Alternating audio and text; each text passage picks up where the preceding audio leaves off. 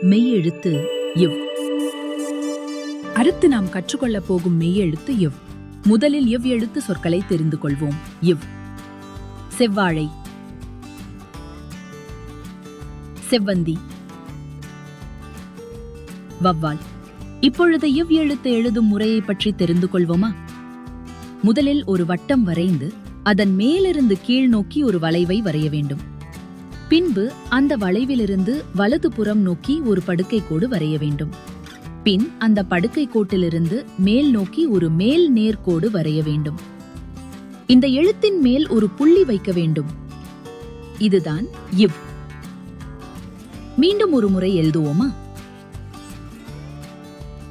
முதலில் ஒரு வட்டம் வரைந்து அதன் மேலிருந்து கீழ் நோக்கி ஒரு வளைவை வரைய வேண்டும். பின்பு அந்த வளைவிலிருந்து வலது புறம் நோக்கி ஒரு படுக்கை கோடு வரைய வேண்டும். பின் அந்த படுக்கை கோட்டிலிருந்து மேல் நோக்கி ஒரு மேல் நேர்கோடு வரைய வேண்டும். இந்த எழுத்தின் மேல் ஒரு புள்ளி வைக்க வேண்டும். இதுதான் இவ்.